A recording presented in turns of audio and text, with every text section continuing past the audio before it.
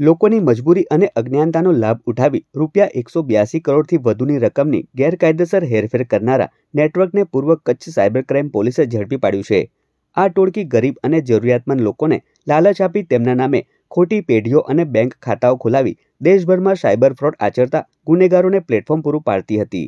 આ મામલે પોલીસે 4 મુખ્ય આરોપીઓની ધરપકડ કરી છે, જ્યારે અન્ય 4 ફરાર શખ્સોને પકડવા માટેના ચક્રો ગતિમાન કરાયા છે.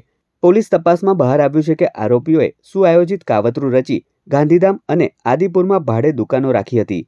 વધુમાં કુલ 81 જેટલા બેંક ખાતાઓનો ઉપયોગ કરવામાં આવ્યો હતો, જેમાં અત્યાર સુધીમાં કરોડોની માતબર રકમ જમા થઈ હતી. આ રકમમાંથી 5 લાખથી વધુની રકમ ચેક મારફતે ઉપાડી લેવામાં આવી હતી. આ એકાઉન્ટ્સને જ્યારે કેન્દ્રીય સમન્વય પોર્ટલ પર ચેક કરવામાં આવ્યા ત્યારે ચોંકાવનારી વિગત બહાર આવી કે આ ખાતાઓ વિરુદ્ધ દેશના અલગ અલગ રાજ્યો જેવા કે પશ્ચિમ બંગાળ, મુંબઈ, દિલ્હી, પંજાબ અને તેલંગાણામાં કુલ 74 જેટલી સાયબર ફ્રોડની ફરિયાદો નોંધાયેલી છે.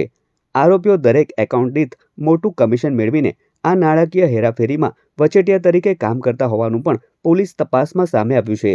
અને જ્યાંથી ક્રાઇમ થતું હતું એમાં આપણે ભારત દેશના અલગ અલગ રાજ્યોમાંથી જે છે આખું આ નેટવર્ક જે છે એમાં ઉદ્ભવ થતું હતું, જેમાં વેસ્ટ બેંગોલ, તમિલનાડુ, દિલ્હી, હરિયાણા, ઉત્તર પ્રદેશ એ ત્યાંથી પણ જે છે અલગ અલગ રીતે આ ટોળકી દ્વારા જે છે બીજા લોકોના સાથે રાખીને આમાં આ આખી ક્રાઇમ કરવામાં આવતું હતું.